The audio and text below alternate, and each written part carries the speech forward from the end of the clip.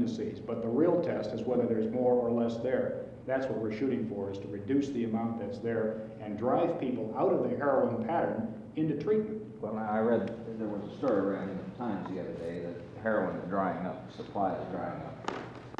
Is there anything to that? John, we had it checked out. There was no basis for the story whatsoever that we could find out. They quoted an officer in the New York City Police Department. We checked with the supervisors. There was no indication.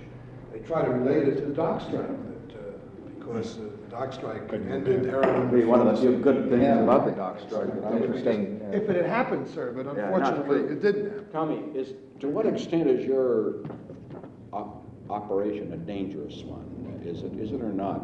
You know, you see movies and TV and the rest of people that work in handling the drug traffic, and apparently it's quite dangerous. Is it, or I don't know?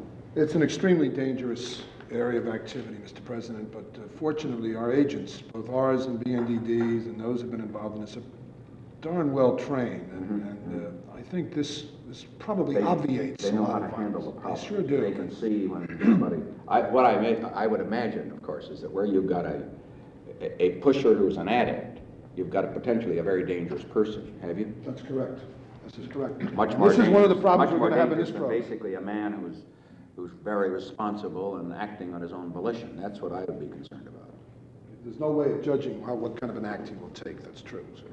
What about cooperation now between the federal officers and local law enforcement officers in this thing that you're suggesting, this program? John, what we're suggesting here is a program which would be designed to enhance the cooperation and get some utilization of the federal and the state and the local police, and much more of a cross-exchange of intelligence and information. And this is where we have to get some movement in order to get a handle on this situation locally. I think we can do it this way, I really do, because we can ask them to work in an area in which is already their jurisdiction with no questions of whose responsibility or who's going to get the credit or any of this kind of nonsense. It's a question of pinpointing and isolating individuals who are the threat to the community. I think they can do it. They can be great assistance in this area. And the costs are not great. What we're talking about is a maximum of $7 million we estimate right now. We can reprogram some money in the Bureau of Narcotics and Dangerous Drugs and the Bureau of Customs. 37 million when the president came into office to about 115 million in fiscal year 1972. So there have been big increases in the effort here in terms of the budget.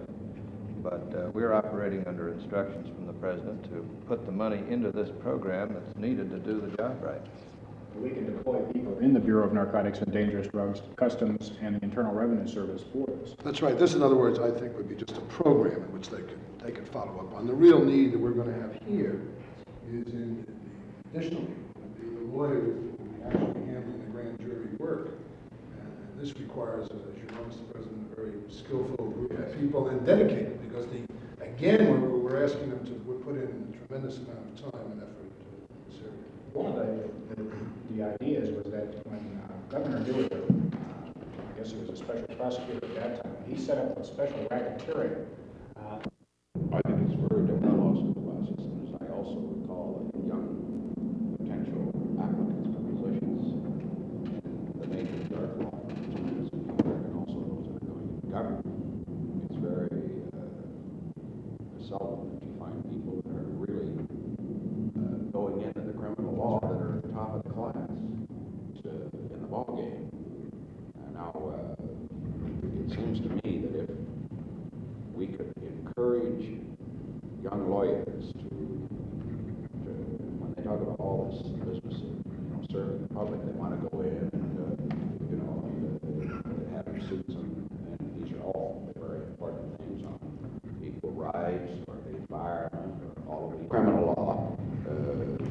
Is an area that is, as you know, John, as you know, Bud, from having been a law student you went to, there are not many that went into it because also there weren't very good teachers.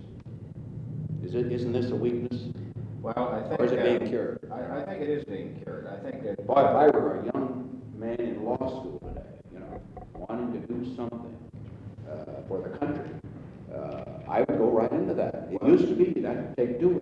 Why did Dewey do that? That's right. Dewey saw it as a way to a great political career. It used to be that people would say, look, I'll be the prosecuting, I'll be the DA, the prosecuting attorney, the county attorney, then maybe run for governor, then maybe for the Senate, then maybe for something else.